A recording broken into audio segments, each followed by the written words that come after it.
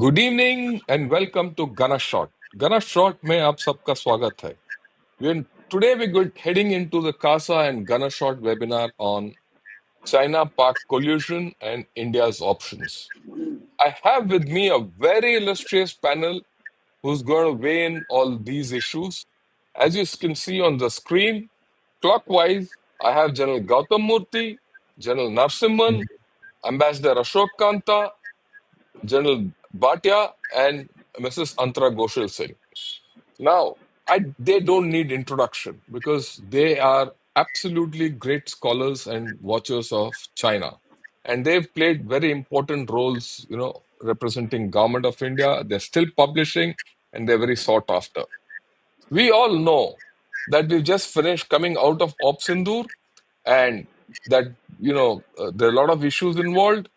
And our deputy chief recently has come out and said, look, when we were handling Pakistan, China was fully keyed on to it. They were treating this whole story as a live testing ground, and they were giving live feeds also.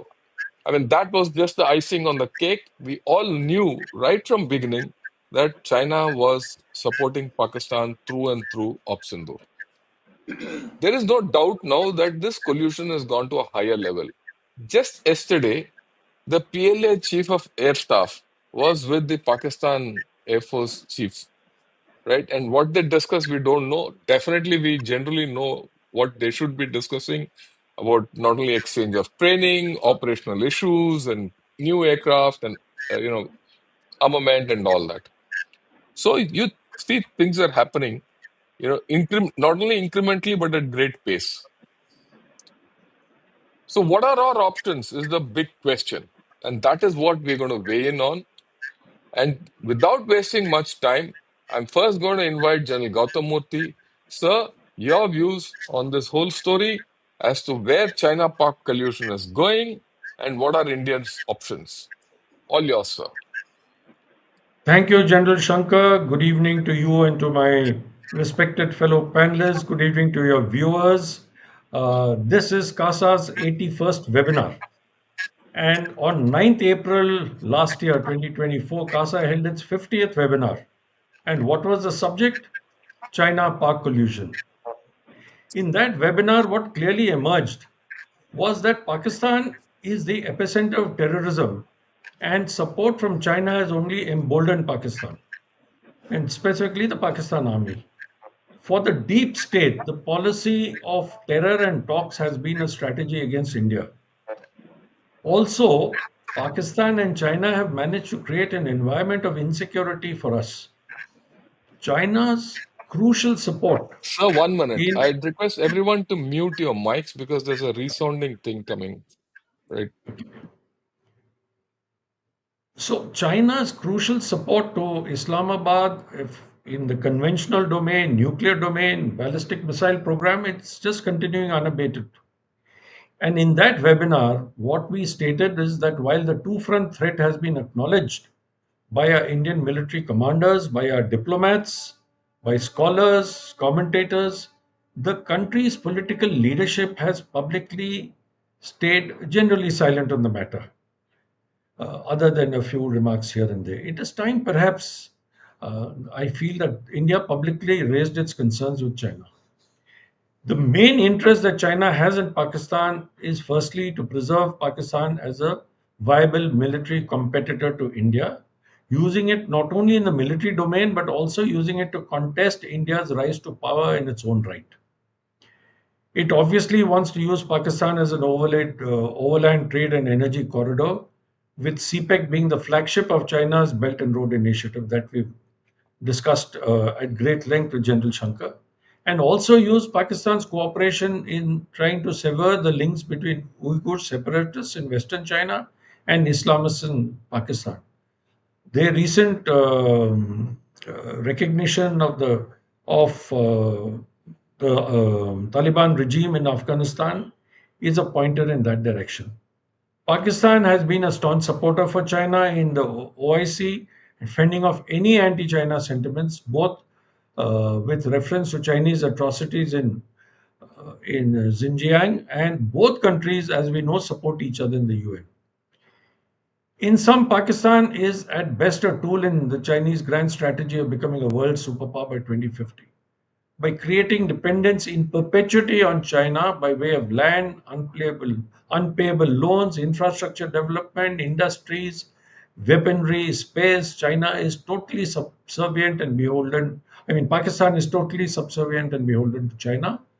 Pakistan today, we can say, is a vassal state of China. Uh, Finally, for this session, since we're keeping it short, I'll have more to say a little later. I will just quote the former ambassador of Pakistan to the US, Mr. Hussein Haqqani, who very vividly described the relationship. He says, for China, Pakistan is a low cost secondary deterrent to India. For Pakistan, China is a high value guarantor of security against India. And more on this later. This is my opening remarks. Back to you, General Shankar. You're muted, Shankar. Shankar. Yeah. Thanks a lot, sir. The last statement which you made about what Hussein Haqqani said is very important. For China, Pakistan is a low-cost investment to catch war against India. And for Pakistan, China is a high-value guarantor, right? And that has come true in Op Sindoor, right? Be that as it may, I'd now request General Nariman, please weigh in with your views on this topic. Uh, Thank you very much, Shankar, and thank you very much, General Moorthy, to get me onto this panel. It's always a pleasure to be amongst senior colleagues who have been in service with us earlier and guiding us. I'm going to give 4 points on the present issue of China-Pakistan collusion, and also try and cover as to what India should do in a matter of 5 minutes. So the first 4 points are: first is what happened as a collusion in Op Sindoor is not a surprise. We have been saying this all along, that China will support Pakistan in case of an India-Pakistan conflict, and that support will come in these exact forms as what the Deputy Chief has mentioned a couple of days ago. Other than that, in fact, Ambassador Khan's article clearly mentions that they don't move physically much, but these are the things that they will help Pakistan with, and it is a given. Second, there are limitations to this cooperation. Please also understand the Chinese also function under a lot of constraints. It is not that it is a given that China can do everything and anything and get away with it. There are limitations to that. And so, if at all, if we can create a situation where China's reputation or China's interests are involved, then China will drop Pakistan like a hot potato. So that is something we need to keep in mind. Third, China-Pakistan cooperation is a given, even in future. And it will be in terms of equipment, in terms of ISR capabilities, in terms of targeting, in terms of political support, in terms of diplomatic support. Everything is a guaranteed one. For some time now, I have been saying that the way Pakistan needs China, China also needs Pakistan. It is a mutual dependency that is developing over a period of time. And so, this aspect that we need to keep in mind. In fact, we have been on many track 1.5, track 2 after we left our service, and the Chinese have been very clearly indicating this to us, that they will help out Pakistan come what may. So that is again a given. The fourth point is, China has now recently been trying to create a group in South Asia. If you take your mind back during COVID, Wang Yi went to Sri Lanka and talked about a forum for island nations in the Indian Ocean region. And then they also created 2 meetings of, they call it Asian Quad, which comprised of Afghanistan, Pakistan, and Nepal initially, and then included Bangladesh and Sri Lanka. So they have been trying to create this grouping as an alternate to the SAARC countries. So SAARC is not functional, as we all aware. They have been at it for a very long time, and the recent China, Pakistan, Bangladesh meeting that took place, even though Bangladesh has denied that it was against to create a group like this, but this is something that Chinese will be at it all the time, and that is something we need to be on the watch. Having said all this, what should India do if this is the situation in which we find ourselves in? what do we then do? First is the gap between us and China, be it economy, be it in terms of equipment, be it in terms of technology. It is not going to reduce in the midterm, in the medium term at least. It will probably continue to increase. If that is the case, then what do we do to counter this? One is external balancing, which India has been doing quite a bit now in the recent times. External balancing is extremely important. I am sure that both the military diplomacy as well as the diplomacy per se, which is the MEA, both of them will continue to do that thing. That is something which is a given. That is where our strength will come in terms of holding China back or China Pakistan back. The second thing, militarily, we need to increase our deterrence. To do the deterrence part, we don't have to actually have 100 to 100% to 100% equipment like China. We may be having even less equipment than them. However, we need to deploy them correctly in places and then ensure that the deterrence takes place. If it is forward deployment is required, let's do it. So this is something I think we need to look at it. And this I've been saying, we should not compete with them weapon to weapon. That will be detrimental to us. So that is something that we need to keep in mind. The second thing is develop asymmetric warfare capabilities in terms of space, cyber, electronic warfare, missiles, conventional missiles, and strategic forces. This is something which we can do. Within our capability, we have been doing it. We can improve this. And this is something that I think we should work on. I have also been suggesting that the Indian space program should be integrated with the requirements of the armed forces, like the Chinese have been doing. China's space program has been with the PLA right from the word go, and even now the aerospace force is controlling the entire space program. So this is something we need to do. We need to integrate the space requirements of Indian armed forces with the ISRO's requirement and then do the needful. The third thing is we need to review the border management policies in terms of, if you look at how many agencies are actually doing the border management, there are 7-8 agencies that will get involved. So can we streamline this to some extent to say that to make the border management more effective? That is something that I think we need to be doing this. And last is we need to create a credible strategic deterrence. That is in terms of strategic capability, in terms of the nuclear capabilities. That is something that we need to continue to work on. These are the few points I had. I'll stop here and then we'll open up for the discussion subsequently. Yeah. Thank you very much. Thanks a lot. Very interesting issues. One, which is you reiterated that China-Pakistan collusion against India is a given under all conditions. And your points regarding, external balancing, military deterrence, asymmetric capability, space program integration, review of the border management policy, and building up a credible strategic deterrence are also, I think, very valid and cogent, and we'll take it up in the next session. With this, I'd request Ambassador Ashok Kantha, sir, over to you and your views, please, initial views. You're muted, sir, at this point. So you're muted.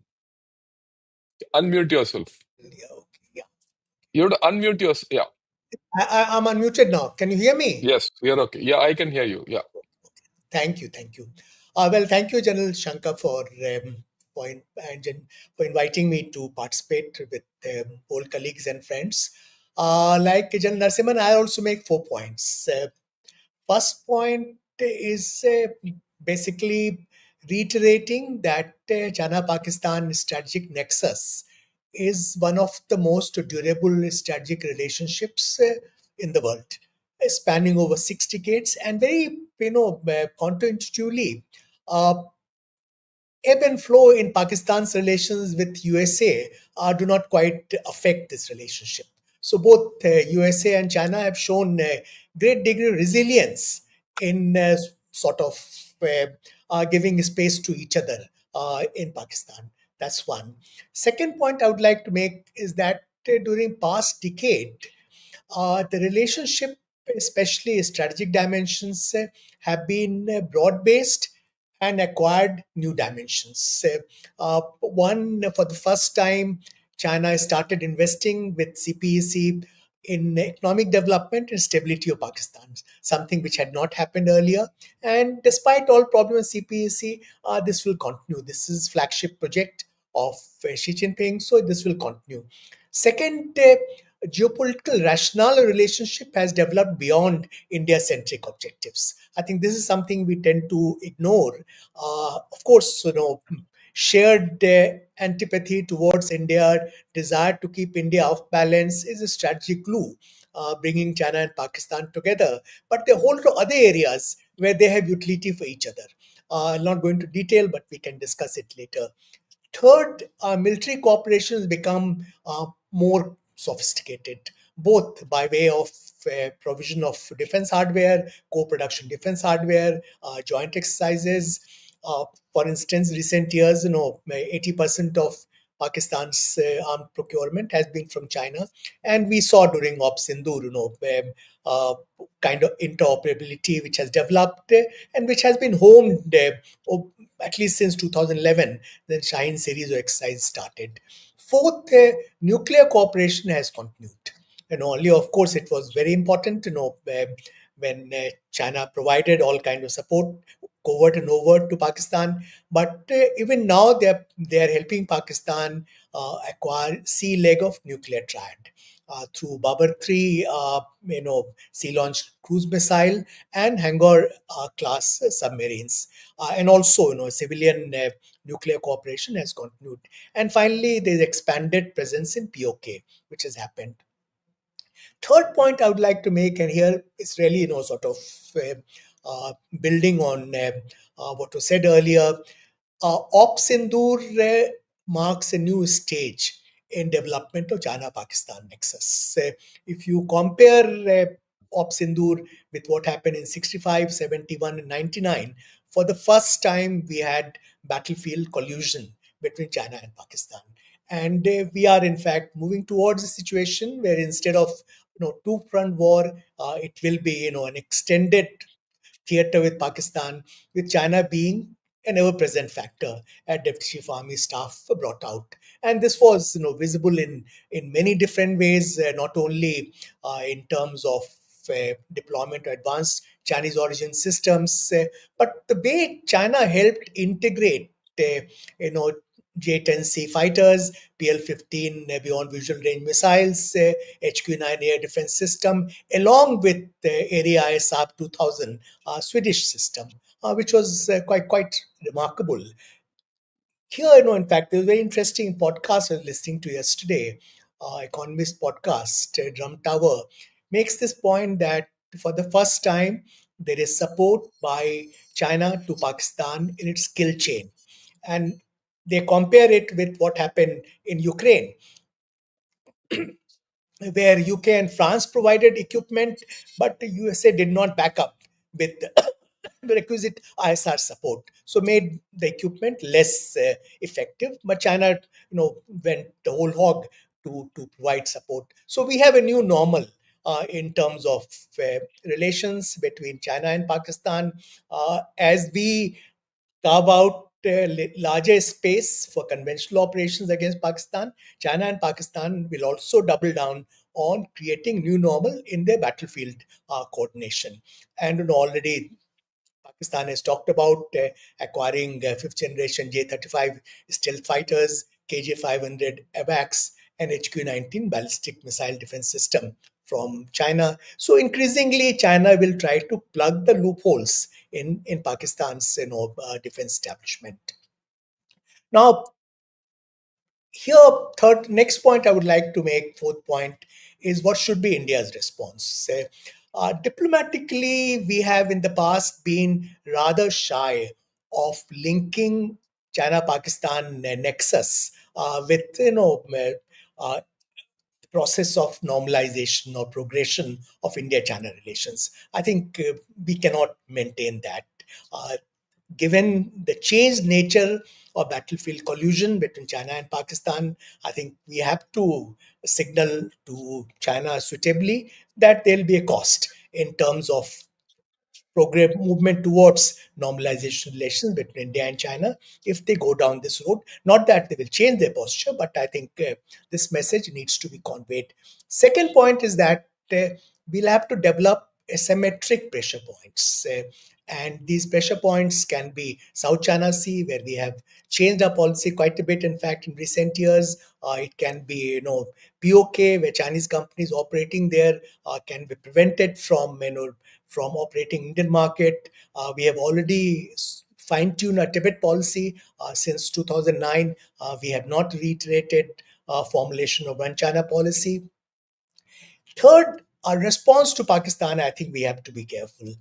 Any knee-jerk response by way of military action to Pakistan's provocation will be counterproductive, because this will really create a trap for us. In fact, China and Pakistan will not be averse to that. So while that option is there, we have to develop an alternative menu of options, like abrogation of Indus Water Treaty, or doing things we need not talk about, but they can be done quite effectively. Fourth, and most important, is domestic capability building. General Nariman has already talked about it. I think need for asymmetric deterrence. So I'll not, but this is absolutely critical. We may talk about external balancing, but given kind of uncertainty there is about US policy in second Trump administration, can we really depend on USA for external balancing of China? Frankly, I don't know what is Trump's China policy today beyond trade and tariff. So increasingly, I think we'll have to sort of focus on our own, creating asymmetric deterrence, defense modernization, and also economic de-risking.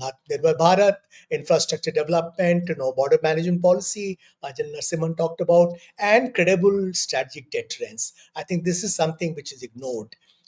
We should not lose sight of the fact that there is a breakout in China's nuclear arsenal, and their nuclear doctrine is also changing quite significantly. We have to take that on board. Otherwise, the equilibrium which has existed in nuclear field between India and Pakistan might come under stress.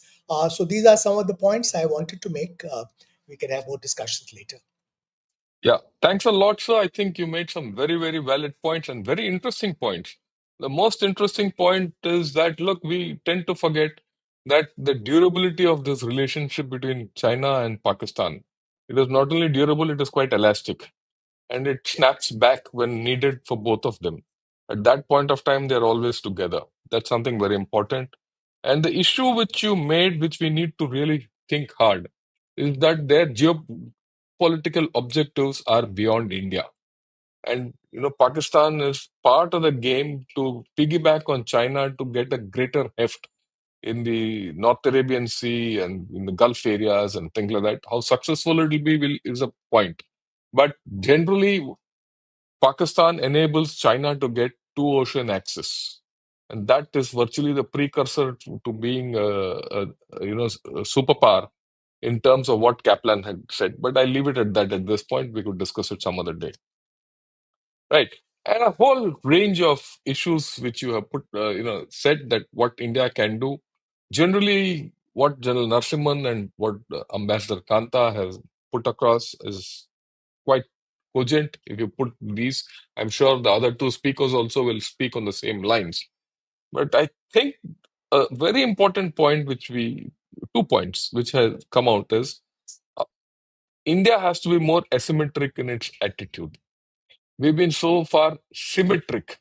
We should be asymmetric. And second, we should rethink our nuclear doctrine. I think these are two very important rethinks which we have to do. With this, I'd request Mrs. Antra Ghoshal Singh. Madam, you've been studying China so far, and I value your way you study China, which is quite different from many of us. Your views on how this China-Pak collusion is going on, and what are India's options? All yours. Thank you, sir, and good evening, everyone. Thank you for inviting me for this panel discussion. I'm really honored to be a part of this eminent panel today.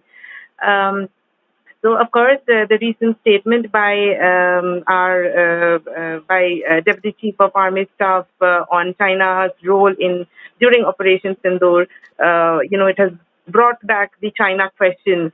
Back in the limelight. I agree that this is a great cause of concern for India. And as a countermeasure, what I would like to propose is that I think we have not explored as much is how the China, Pakistan, and US trilateral dynamic is playing out. When I look into Chinese discussions, and I see that other than India, the other country which has been most concerned about Pakistan's Field Marshal Munir's meeting with President Trump, and also, Pakistan going a step forward and nominating him for the Nobel Peace Prize, has been actually China. China has been really upset about this development. Many in China have been calling Pakistan's opportunistic attitude as a stab in China's back. Because first, President Trump is one personality who is considered like a real villain in China, who dared to rock the boat of China-US relationship ever since he has been in power. Various reports in Chinese media highlight how, they lament that how China has spent so much money in Pakistan to build the military corridor, the Gwadar port. They have provided military equipment, diplomatic assistance in recent, even in during the recent India-Pakistan conflict. But Pakistan did something really very embarrassing for China by nominating Mr. Trump for Nobel Prize. One of the core allegations or the common allegations have been that Pakistan took all sorts of military support from China and didn't give due credit to China, but showered all the praises to the U.S. president. And secondly, they say that Pakistan's action undermined China's mediation effort or China's role as a peacemaker in the region, particularly in the Middle East region. For example, Pakistan's choice to stand or to lean towards the United States during the recent Iran crisis, it really put China in a very embarrassing situation. If it had, continued to support Iran, it would have, gone into a direct collision with the United States. And by choosing to, stay out of it, China thinks that it has lost its space to a great extent.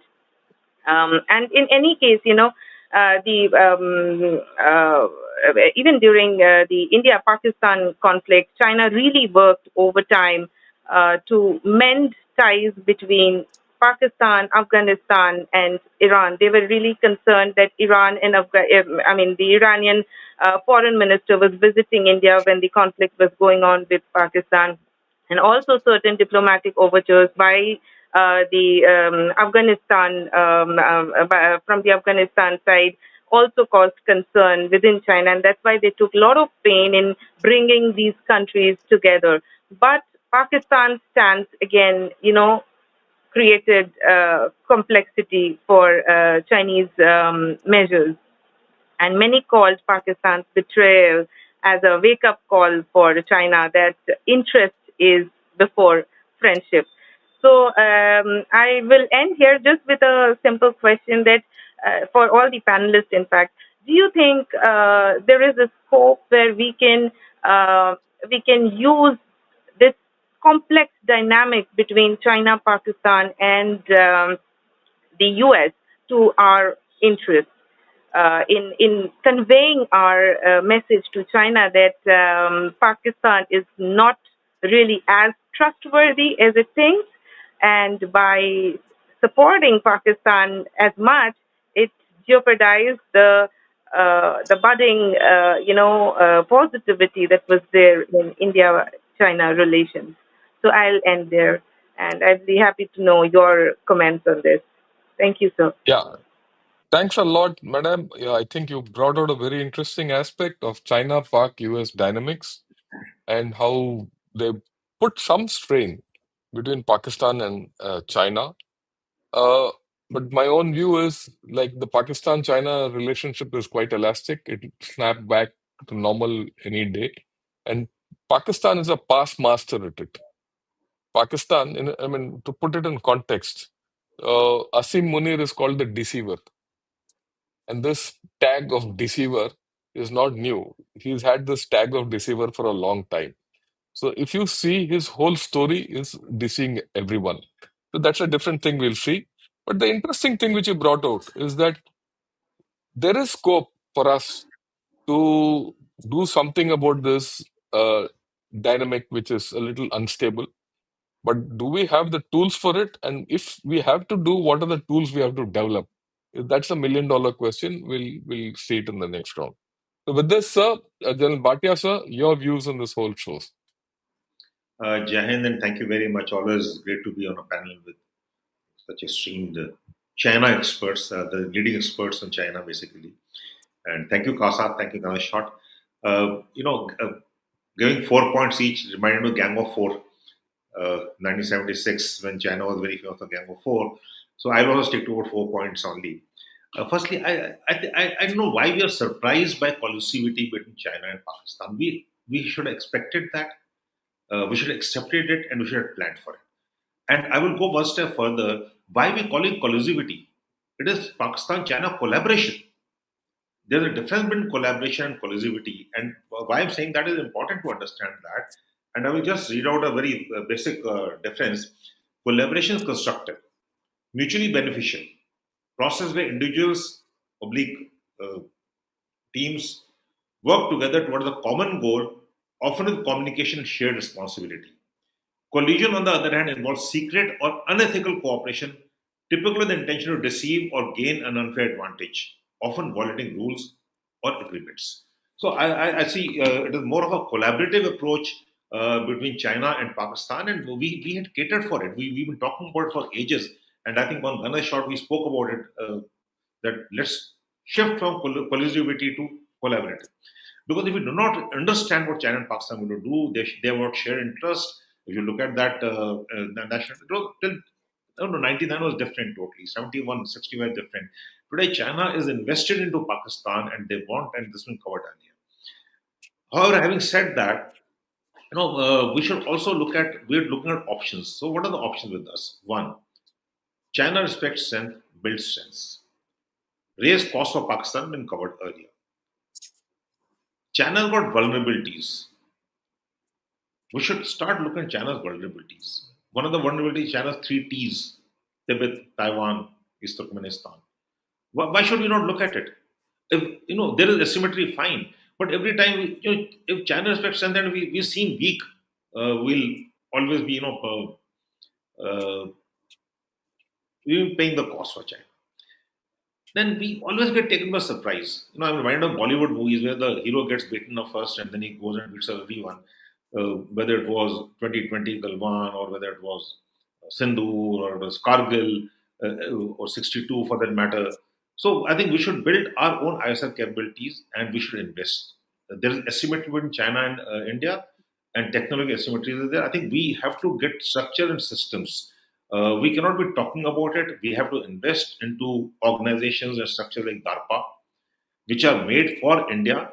It is okay to, we get very enamored and thrilled that we got now empowered financial powers to buy emergency procurements. Why emergency? It takes time to identify, to induct, to absorb, and to exploit an equipment. You just give me a lottery examination today and say, okay, no, go ahead and destroy something or other. It doesn't work out that way. We're not optimizing. We have to optimize. There is asymmetry in a lot of technology, and we got to build technologies. Tomorrow, it's a technological war. We've seen it this time, how technology helped us, but we'll have to upgrade ourselves, right? My point is why we're reactive. We should be proactive. We talk of string of pearls. We also talk of string of diamonds. We should start investing into the neighborhood of China. So China got about 26 neighbors, if I'm not mistaken, 14 land and another 12 maritime neighbors. So we got to start investing in them. So we'll have to look at the broader picture. And coming back to with China, the last point which I have is with China we need a 4D strategy. We talked about it earlier on this platform, and that is defend the line of actual control to deter China. Because if you are weak on the line of actual control, China will always be there, and politically it may not be acceptable, and we'll always be on the back foot and react. Deny the sea lines of communication, because that's China's vulnerability, it's China's strategic vulnerability, it's China's strategic concerns, and we got to dominate the sea lanes of communication, especially the choke points. Depth diplomacy.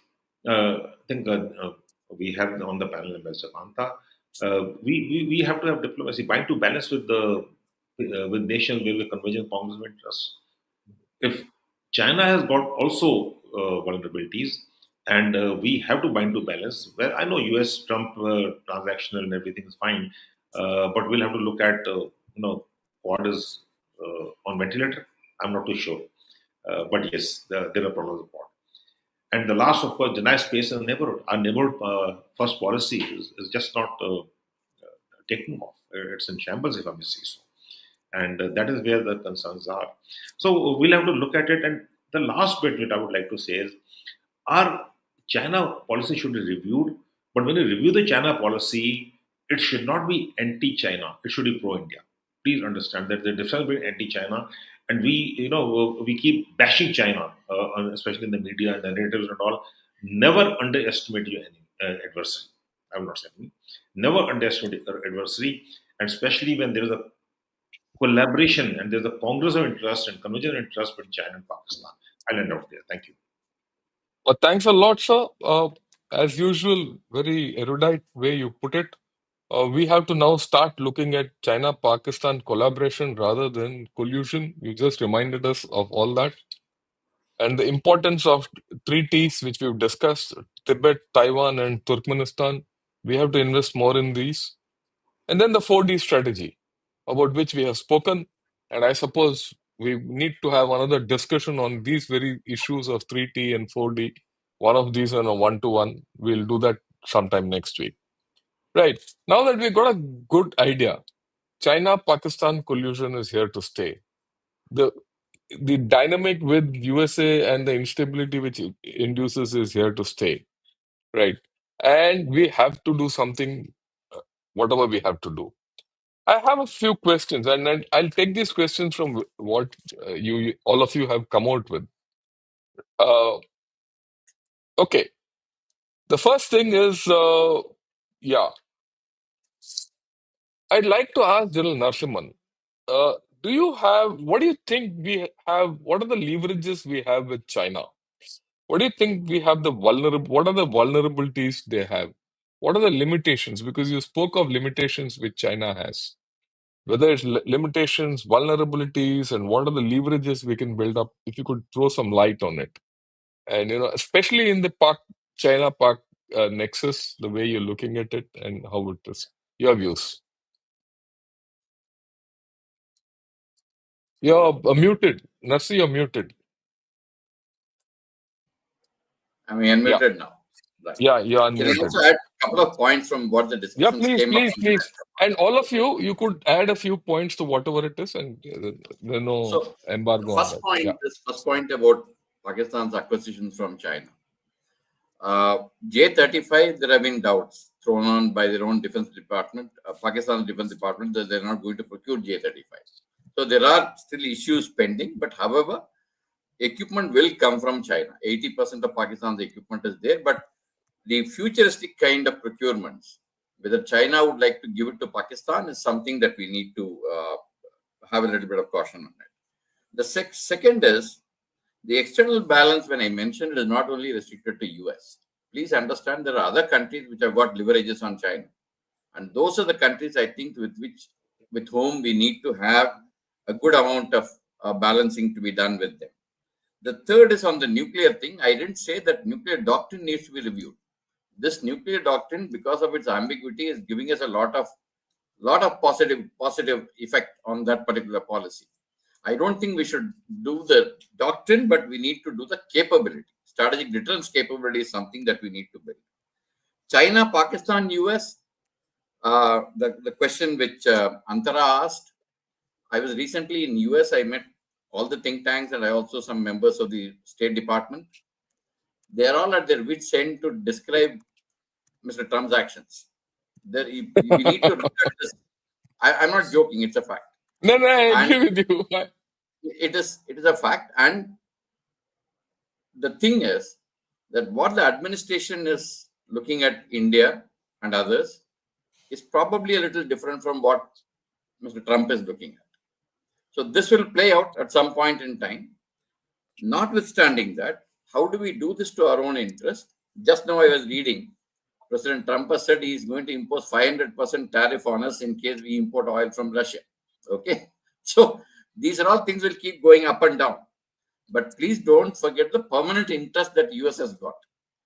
The US's permanent interest lies with us more than anybody else in this region, and that is what will play to our advantage. Please also look at the recent Quad meeting, the readout that came out subsequently. Lastly, about this Tibet, Taiwan, and ETIM, I mean Turkmenistan issue, East Turkmenistan issue.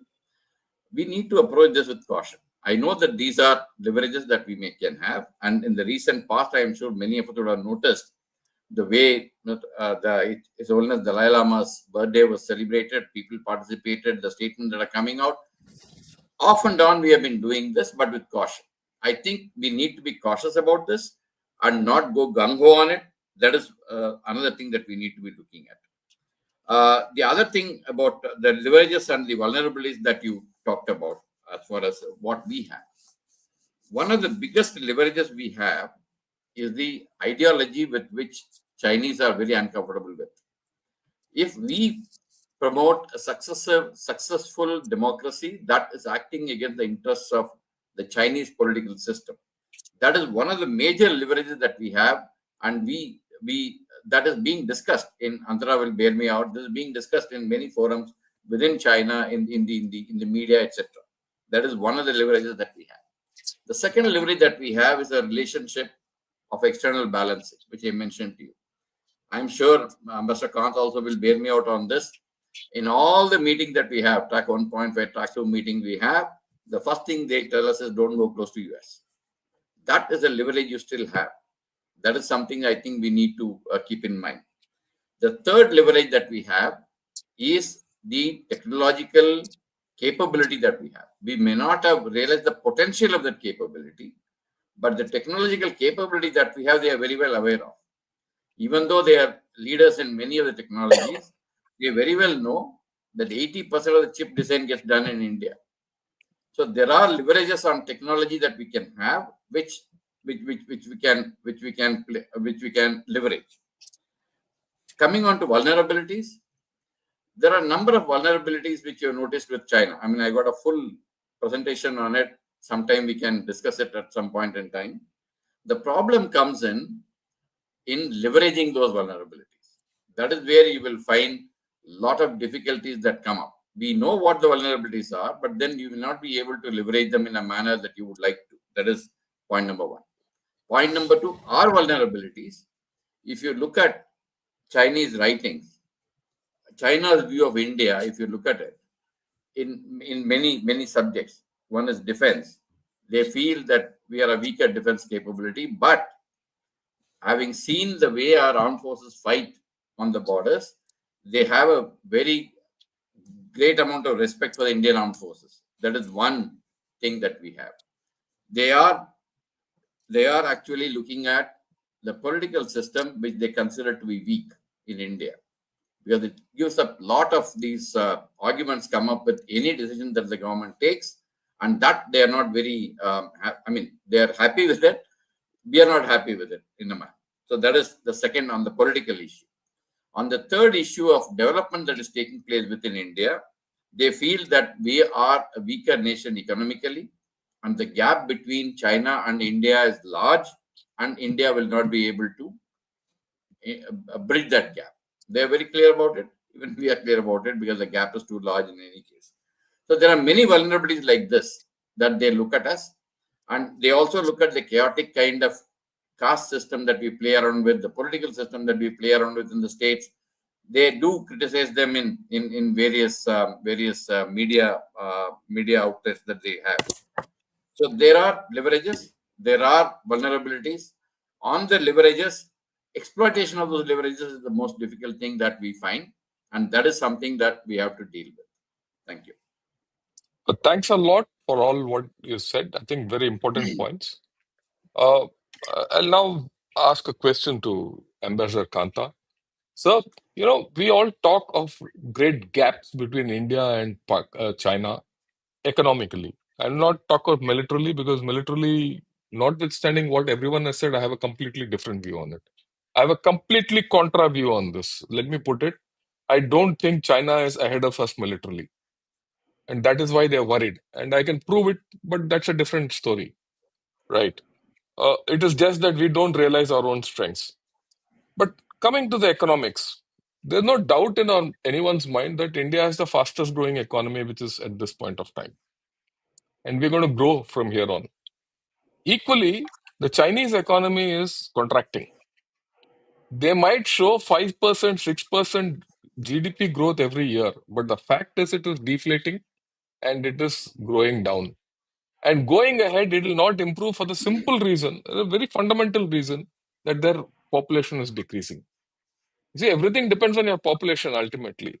In this kind of a scenario, do you see value in the way we have to refocus on China? Because I feel the gap is decreasing and it's decreasing quite fast. Your views on this, sir? Well, I'll not comment on military aspect, Yeah, though. that's fine. Yeah. But though personally, I feel that there also gap is actually expanding quite rapidly. You know, uh, just to give you example of Navy, for instance, size of Navy, what they're adding every year, sophistication of the defense systems. But we can discuss that separately. Coming to economy, uh, I don't think gap is contracting, and it's not likely to contract anytime soon. For simple reason that China has $19 trillion economy at present. Even if they're growing at the rate of, they're not contracting. It may not be 5%, maybe 2%, 3%. Incremental growth will be much more if $4 trillion economy grows at 6%. So gap is increasing. What really worries me that new drivers of growth that China has devised, we have not been able to leverage them at all. Xi Jinping, just to give you an example, on innovation, they have placed a lot of priority, amount of money they are putting in innovation. As a result, when it comes to high tech manufacturing, they are actually number one in the world. The gap with the rest of the world is becoming larger and larger. We are nowhere there, unfortunately. I'll just give you this number. Uh, our investment in R&D as percent of GDP has decreased from 0.8% in about 15 years ago to 0.64% today. In the same period, China's percentage of GDP devoted to R&D has gone up to 2.7%, next only to USA. So these are drivers of growth. Future growth will come for that. And let's not, yes, I mean, shrinking population will be a challenge for China, no doubt about it. But it's a new drivers of growth are emerging where you can compensate for shrinking population through robotics. 50% all robots are deployed in China today. So my own assessment is that we shouldn't make the mistake of coming to conclusion that China is peaking, let alone contracting. In fact, they still have fair amount of growth momentum left. And when it comes to an adversary, we should give them benefit of doubt. Uh, All so right. asymmetry, military, economic, technological, geopolitical will be a major problem for us. I'll just make two more points which had Yeah, please, sir. come later. One, Antara's point. Uh, I'm not too. I will not pay too much attention to what Chinese media is saying on, betrayal by Pakistan. You know, I've seen this relationship. It's a very durable relationship, Antara. These comments are immaterial.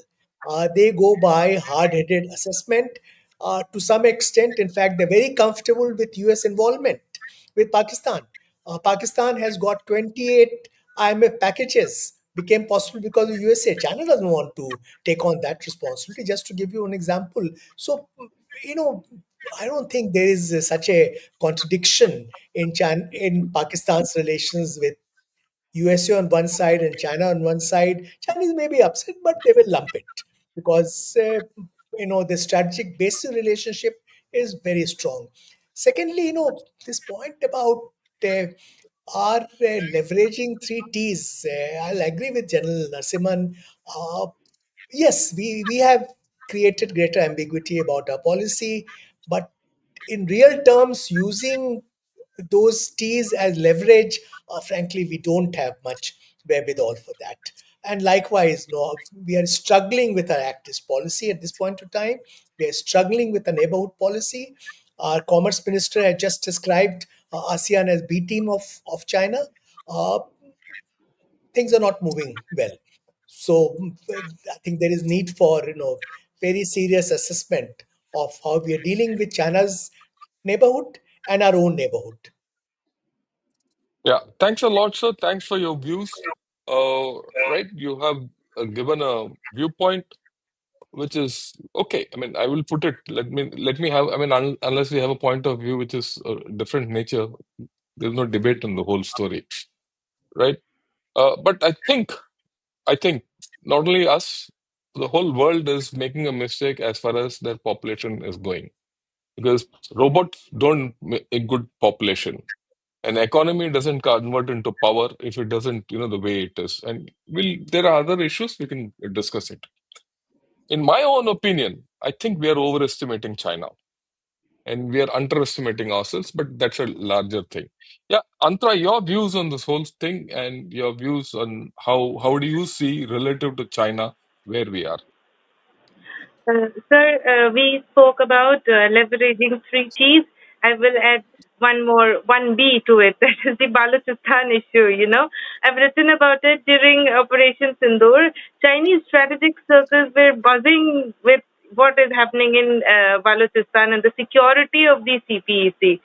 Um, the argument was that CPEC is facing an unprecedented two-front challenge, that is, the tension between India and Pakistan, and the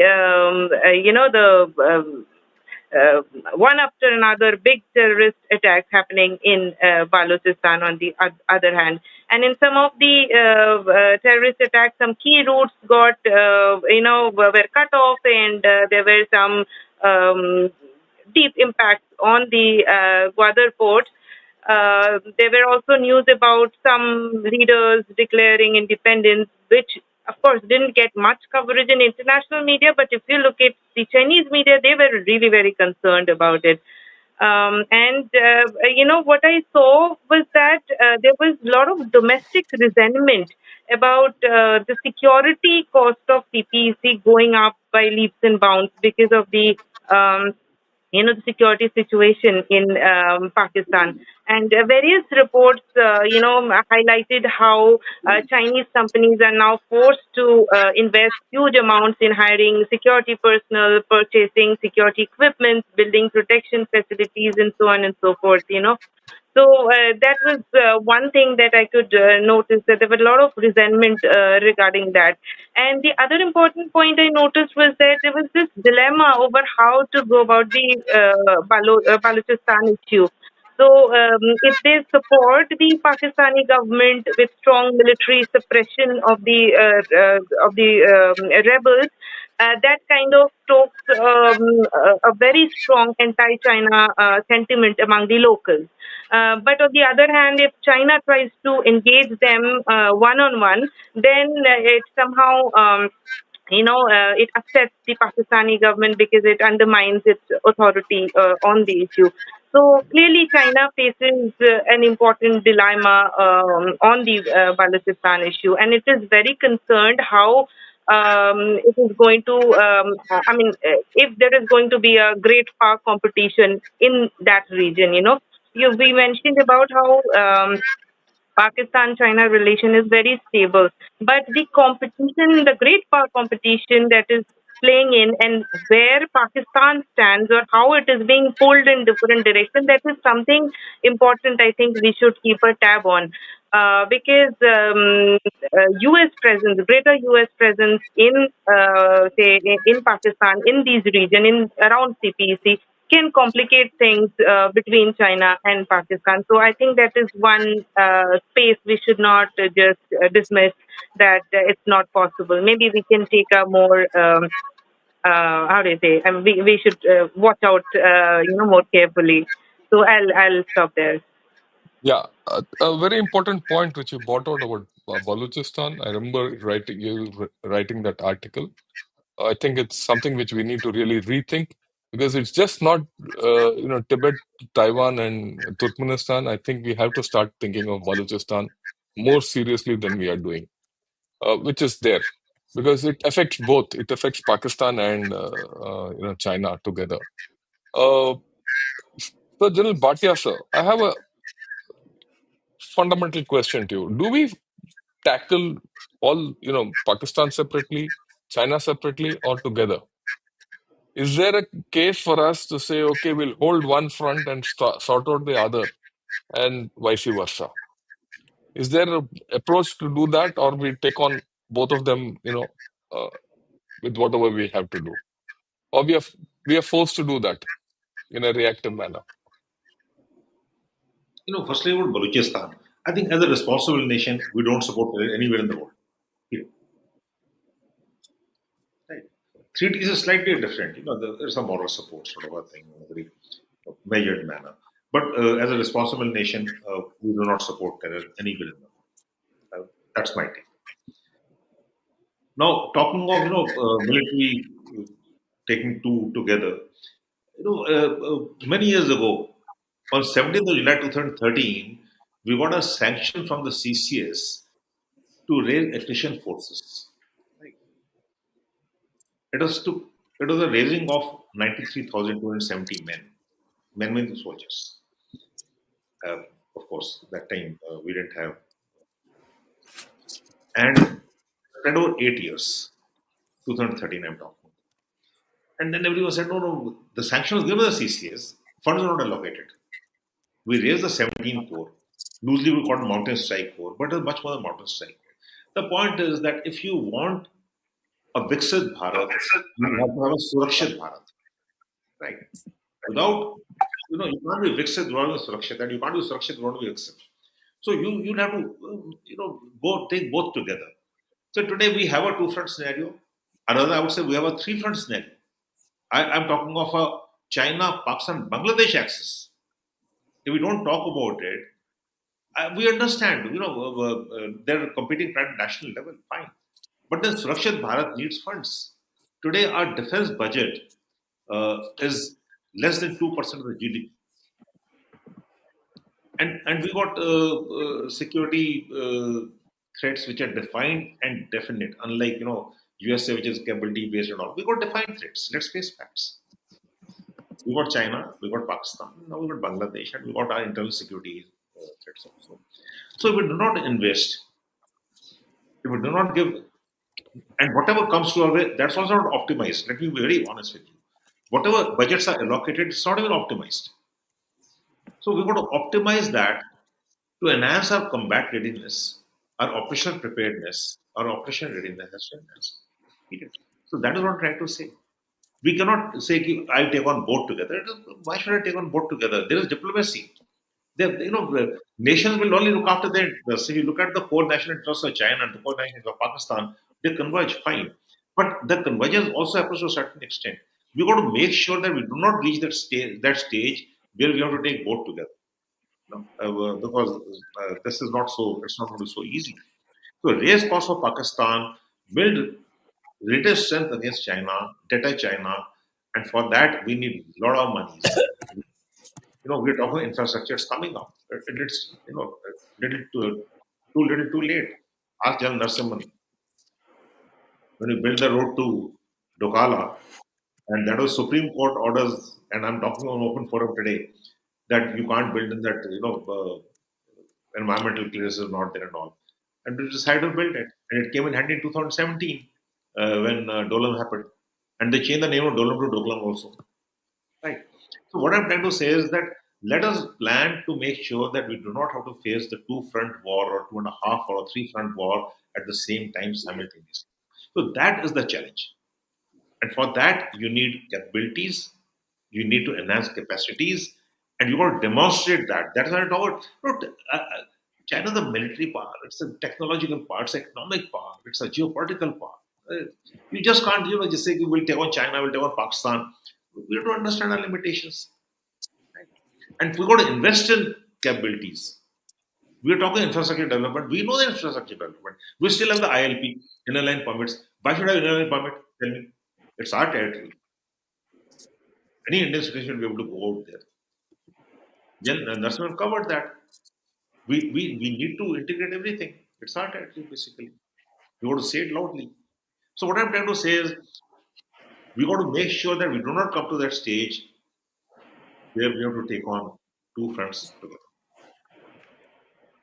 Right. Thanks a lot, sir. I thought we covered a lot of ground today. I request General Murthy, sir, you could give your points of view out and then sum up the whole webinar. All yours, sir. Thank you, General Shankar. Thank you, my fellow panelists.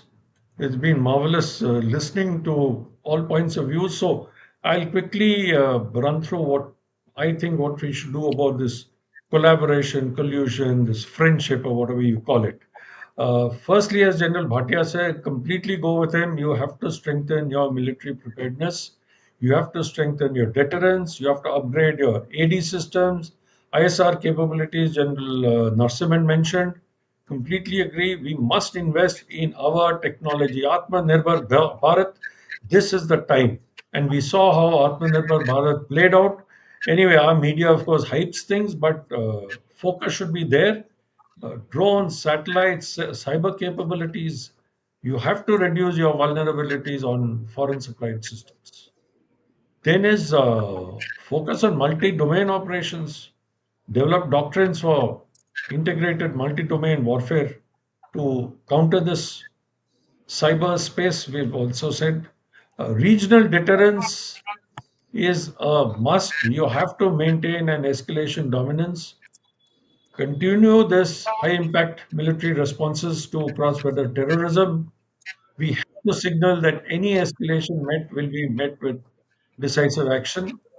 And at the same time, what General Bhatia and General Narasimhan said, and you, General Shankar, we have to train and equip for a simultaneous threat from both Pakistan and China. They are doing joint exercises. We should be doing wargaming on for a two-front war. I'm sure our military thinkers are already thinking on those lines and would have carried out exercises. Something on strategic signaling, I would like to say that we must expose this collusion and collaboration internationally. We have to highlight how this is affecting us. We have to build up diplomatic pressure. We have to shape global opinion. Our strategic communication, I'm sorry to say, has not been up to the mark. We have to develop it. We have to develop a strategic partnerships. We have to deepen defense and intelligence cooperation with key partners.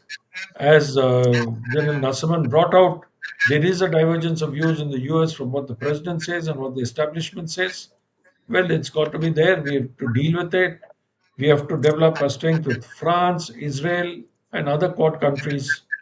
Uh, General Bhatia mentioned about China's uh, borders, both maritime and land borders. These are the countries we need to influence. Also, let us not forget that we are the undisputed leader of the global south. I mean, that is a huge voice. It may be marginalized, but they're looking up to us for leadership. This is what we need to leverage. And on this account, we have to reach out to China's leadership, bring out our concerns, tell them what we consider is an unfriendly act. What about this whole kill chain that was established? Completely unfriendly. You have to bring it out to them. Let them defend themselves. Let them say, no, it was not what we did. I've read reports in the press about it, but on this, we should be highlighting our concerns. We must leverage trade and economics.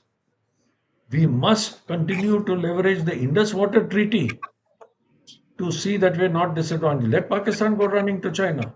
We have to leverage that. We have to work with neighboring countries. We have to limit this Chinese strategic so-called encirclement that they're trying. We have to promote regional stability. How is Pakistan saying that we are the only voice for regional stability in this region? Come on, they are the fountainhead of terrorism. The whole world knows it. Yet they are promoting themselves as the only regional stable force. So, to my mind, India must respond to this evolving dynamic, this nexus with a blend of military modernization. We have to be assertive diplomatically. We have to build our strategic partnerships. We have to tell the Chinese leadership again and again that what is acceptable, what is not acceptable to us. And we need a multi domain approach to our national security and one that anticipates this future collusion and collaboration and is prepared to counter it across all domains, across all theaters of conflict. Thank you, General Shankar. That is what I would like to say in conclusion. Yeah, thanks a lot, sir. And I'd like to thank all participants, General Gautam Moorthy, General Nariman, Ambassador Kantha, General Bhatia, and Mrs. Antra Ghoshal Singh for wonderful views. We have had a plethora of views, right? And I think there's one common consensus. This China-Pakistan collusion or collaboration, whichever way you define it, is there to stay. And if there's anything, it's going to become stronger. And that's the way things are going to happen, right? And the second thing is, in case we need to develop the way we want to develop and become a power of reckoning in future, we have to invest in our Suraksha.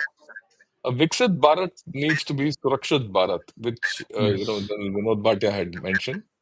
And I think between General Narasimhan and Ambassador Kantha, they've actually put out whole lot of issues which can be achieved.